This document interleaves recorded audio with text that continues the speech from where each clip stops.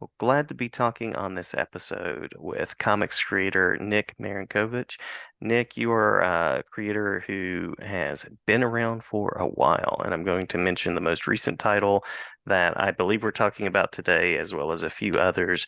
And so, Dead Romans being that first title that comes to mind, but you also have The Impeller, which is out. Nightwolf. I'm guessing that you are a fan of romantic comedies from the work that you do. Is this true? Good guess. Good Yes, guess. yes, yeah. Yes. Uh, no, no, no. For listeners that aren't checking out those titles, you should be check them out. They're a little more of a thriller horror centered sort of approach, I would say. That's right. That's right. Yes, yeah. And it's something that I really fell into when I started in comics many years ago. I didn't specifically set out in the horror genre. Yeah, Hmm. at that point, I think if I'm being perfectly honest, it's fair to say I would take whatever professional work was offered to me. Sure, sure. And the first one was Underworld for Sony Pictures, the adaptation. Nice, And yeah. that completely fell into my lap. Hmm. There was no solicitation involved. I got a cold call out of the blue as asking if I'd be interested in working on this, which I readily ate up. Hmm. I mean, I never heard of the project, but you have the words Sony and Major Motion Picture, and then they were sending us stills from the production because it was we were working on it concurrently, and that was my how I got into this, I don't and know. it's been a You roller say, coaster ever since. oh yeah, yeah. Curious to hear about the ride and the journey. And you mentioned Kevin Grievous, and it's like, yeah, Oh absolutely. yeah, well, I met him back in the day. We were even discussing doing another project, and one thing I thought was I think it was in San Diego we met him, and his voice is actually what you see in the Hmm. movie. He's not putting that on. That's his speaking voice, but very pleasant guy, Yeah, which is yeah, the contrast is hilarious, I thought. Um, yeah. but nothing came of it, but it was a trip to meet him. At that time, I felt like a fish out of water, and you feel somewhat of an imposter, around all Mm. these people who are you just assume are far more established than yourself because that was I was green at the time. Right, right. And always a little self-conscious about meeting people that you kind of like, you really respect their careers and you're not there yet, but Hmm. but you got to try to get yourself out there. Yeah, yeah. What was the draw for you? What sort of got you across the threshold into the world of comics? Oh, I was not exaggerating at all when I say it completely fell into my lap. I had Nice. just finished school at the time. My degree was in genetics at the University of Western Ontario. I was a science boy, and mind you, in high school and junior high, I was an avid, I would draw a lot, and arts was one of my fortes. But I kind of, you fall into that. Well, you're not going to get a career out of that, so Hmm. do what you're supposed to do. Um, and I really fell out of practice while I was at school. Then, so school ended. I have my degree, which I never pursued, and I'm unemployed. And an old buddy of mine that I used to draw with got in touch with me out of the blue and was just like, "Hey, you know how we used to, you know, we always thought about doing this. Why don't we, if you're not doing anything, Hmm. why don't, there's a con coming up. It was here in Toronto. It was I believe it was Paradise Comics. They used to do conventions back in the day, and why don't we just do a few sample pages and um see if we can get published. And Hmm. that was it. That was it. We did, I think, 5 sample pages, and we met Yannick Paquette, and I got to tip my hat to him to this day. He took those pages, and he was a charming guy, and he's like, this stuff's not bad. Let me see if I can show it to someone. Yeah. 3 months later, we got a call, and that was it. It was as simple as that. And to this day, I wonder if had that not happened, would I have really had the perseverance to pursue it? I don't know. Yeah, Mhm. that's, and anyone's, I can't say. But because of that, I felt, right away you have a taste of it and you're like, okay, I can make this work. And at that time, I didn't know the business of it. I didn't know I even how to um, properly manage a freelance career, Mhm. Mhm. um, which I'm still figuring out to this day.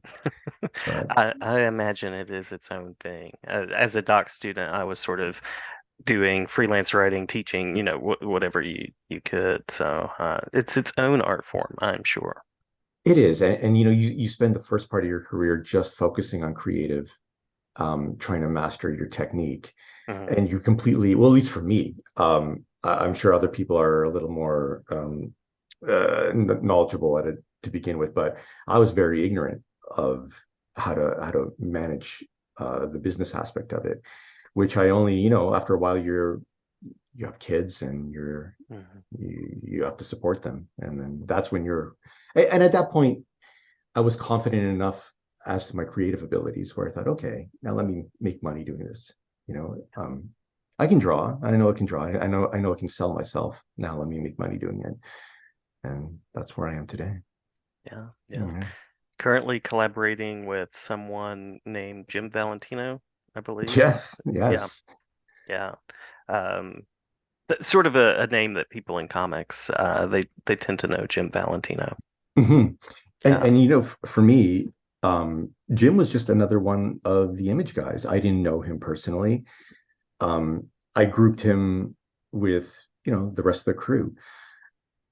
We had, when we were soliciting Dead Romans, his name popped up, Hmm. and specifically Shadowline. You're like, Shadowline's got Jim's the guy to work with, Hmm. Hmm. and uh, mind you, we did solicit to several companies, and I don't know if it was just fate, but Jim got back to us uh, right away, and it's his, if you know Jim, it's his personality where I believe to paraphrase what Fred told me, because he was the one who sent him the solicitation. He's like, "You got to check this out. The art is really good, or the art is beautiful." And Hmm. Jim's response was like, "I'll tell you if it's beautiful or not." Right, You right. know. And then he got back to him later that day, and he's like, "Okay, this was beautiful." Yeah, yeah. And then it went rolling, uh, and I gotta hand it, like, for me, giving my own little negging myself at this point. I had not worked on interiors in a while. So Hmm. it took it was a bit of a learning curve getting back into that groove. But Jim was like, I gotta, you know, tip my hat to Jim. He was very patient, as much as you can expect from a publisher. Hmm. And ever since then, um, it's been going strong. I mean, he's promoted the book really well. The hardcover just came out and it's gorgeous. And that Hmm. was 100% Jim's doing. Um, you know, he did show us the mock-ups to it, but still, when you actually see the hard copy, it looked really beautiful, especially the wraparound of the Yeah. double thread page of the Roman column. That was wonderful. Hmm. And on that, Jim and I are working together on another project, which is called the Voyager. Now, the Voyager actually came out before Dead Romans, but then I kind of book two, we hit a snag where I was I don't want to throw Guernica Editions under the bus. They were the company that published the first one, but I guess I Hmm. had over expectations as to what the exposure and sales would be like. Yeah. And when it did not meet those expectations, I found it really disheartening. Yeah. So I felt I needed a larger title to help with that story. So Hmm. Dead Romans kind of fell into my lap when I met Fred. And I focused my energies on that. And then now, in returning to the Voyager, the second edition, rather second volume, Jim almost immediately after I started posting some samples got in touch with me, and he was just like, this is gorgeous. So who's publishing this? And my contract with Guernica was on its end run. So I said, if you're interested, I'd love to work with you on this. Now, Jim was retiring from monthly publications of floppies, but he Hmm. was still doing special editions. and he offered to get on board with this, and that's what we're doing now. So, I mean, it couldn't have come at a better time, and it was kind of Lovely. exactly what I was hoping for, but I didn't know how to make happen, and Mhm. that's what we're doing now. So, yeah, that's Jim in a Lovely. nutshell. Yeah, I love it. And I love that the collaboration is continuing and that you have more work to come with Hmm. Jim as well. Yeah, yeah, yeah. Yeah, I mean, I'm always of the mind, if it works, keep it going. Hmm. See how far it can keep going. Same with Fred, Fred and I are working together on Dead Romans 2, and it's hasn't been officially publicized yet, but we're doing an Assassin's Creed project together. Oh, nice, nice. Do I Um, need to hold the announcement for anything? no, it's not really a secret. Okay. It's going to be published through Massive and Serge Lapointe, who does Studio Lunac. They're the ones with the license. And I mean, Serge and I know each other from the early days, and we would always kind of be talking about a project to do together. Hmm. And then he's been doing Assassin's Creed for a while, and yeah, so it was just like, this, I guess with the success of Dead Romans, he was getting these artist writer partnerships Hmm. to do contribute stories, and he jumped on us right after Dead Romans came out, and that's what we're doing next. Cool. Very So cool. yeah, it's very exciting. Yeah. I haven't gamed in a while, but I am excited to see you take on that particular world. Yeah, lots of interesting possibilities with that IP for sure. It is, and this is one that hasn't been done before. Hmm. It's really out of Fred's imagination, and he had a lot of room to play with. So, I mean, I'm not sure if I'm supposed to give it away, so I won't. But I believe it's something different than we've seen with that IP thus Fantastic. far. Yeah. So what kind of stories are you drawn to creating? It sounds like the historical part of that is definitely a piece, and you're sort of drawn to the darker corners of the palette as well. Um, Oh, absolutely. And the funny irony is when I mentioned earlier that the horror go starting off in the horror genre was just incidental for me. At this point, I'm actually really passionate about it and wanting to mhm, explore that genre. But really, that's something over the last few years where, and I started finding an interest in it, maybe through good, um, being inspired through some good cinema that I've mhm, seen. The Ari Aster movies, Hereditary. Hereditary was so good, mhm, mhm, and I saw this great one. Excuse me, the writer director.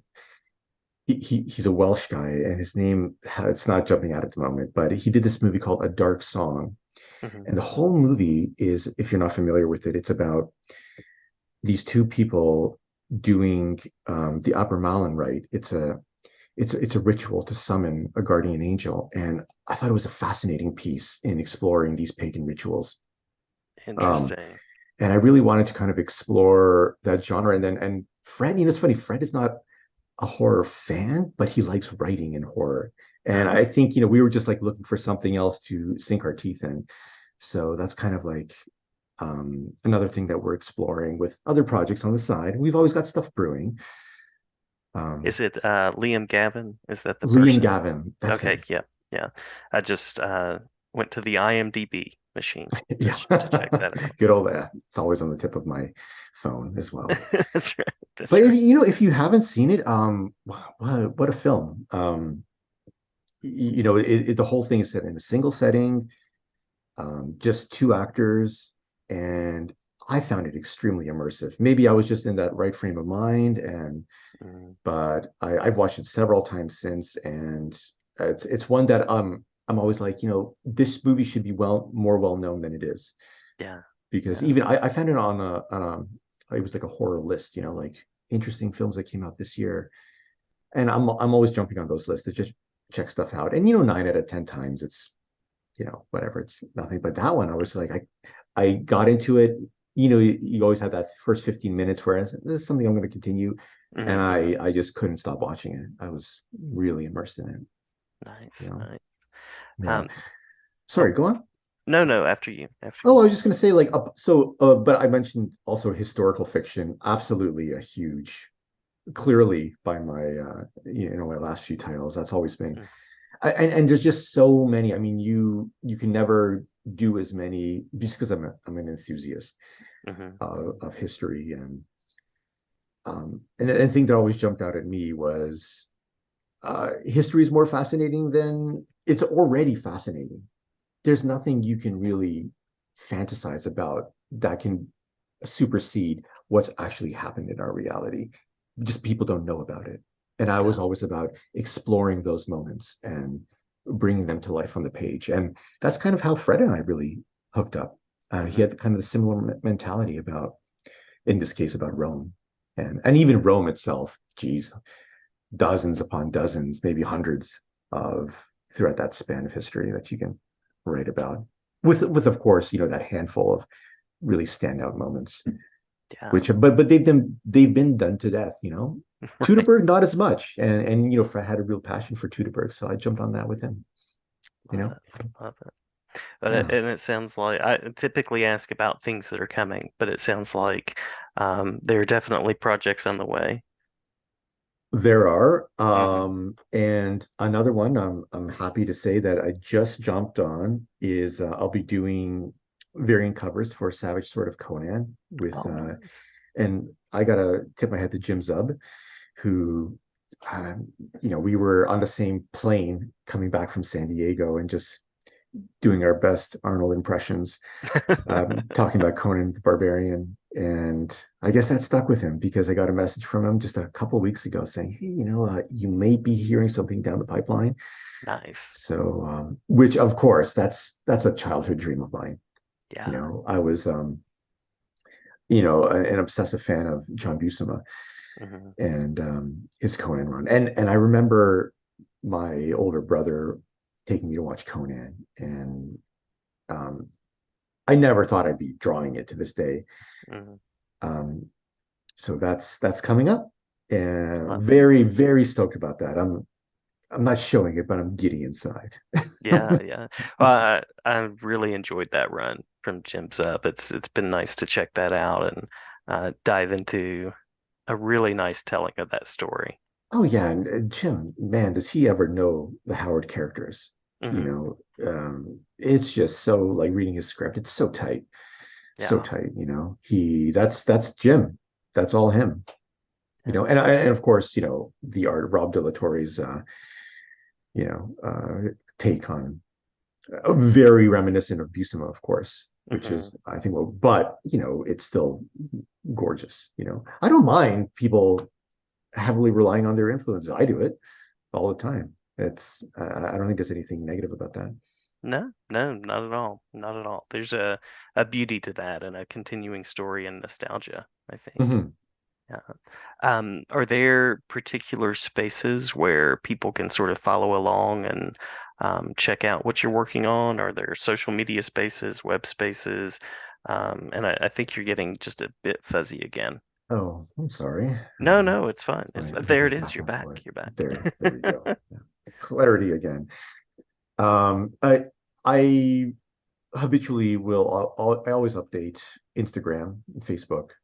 Those are by far the easiest ways to get in touch with me. And I make a point of getting in touch with everyone who reaches out to me. Very I kind. figure if you take the time to reach out to me, of all people, I'm going to take the time to write back to you. And that's like Nick Marinkovich. I think for both of them, it's Nick with the Marinkovich. But I use the Mhm. same avatar. If you see one, you'll see them both. Just the way to Fantastic. reach out to me. Yeah. All right. Did we miss anything in the talk through that you want to make sure to share? Oh, And I'll put some Dead Romans art in the video as well. absolutely. Well, just last night I was actually speaking to Alex Jansen, who I did Kink with. I don't know if you had a chance to look up that book. It was one I was really proud of. Came Hmm. out Hmm. almost 10 years ago. It was a biopic, a journalistic piece about Igor Kink, very Toronto centric. But it was one of the books that I had one of the most fun in my life doing. And speaking to Alex, the publisher of Pop Sandbox, just last night, over some beers, and he brought up the idea of us doing like an anniversary hardcover edition for it to be coming out soon, like limited run, but Fantastic. large format on gloss. It would look incredible. And mind you, this was, perhaps I'm jumping the gun. This is all just literally talk within the last 12 hours, but that's exactly how things happen. That's all it took Dead Yes. Romans to happen. Beers one night, and a year later we had a whole series out. Some people make poor decisions on beers, but it sounds like this is a great ingredient for the creative process for you. So that's wonderful. That's wonderful. For me, my best collaborations were always a handshake and a beer. Yeah. Um, that's all it took. If you get a good vibe from someone, that's all it takes. I'm Wonderful. sure that's a recipe for disaster for some people, but perhaps I've just been lucky. Well, I'm so glad that you have, so glad that you're sharing the stories that you are, and glad to have you back anytime to talk Assassin's Creed, the continuing world of Dead Romans, Voyager, or any other work that you have coming. Oh, absolutely. And in this next year, it'll all be coming. So lots to talk about in the upcoming year. All right, sounds great. Thank you so much, Nick, and glad to share about your work. Thanks for having me.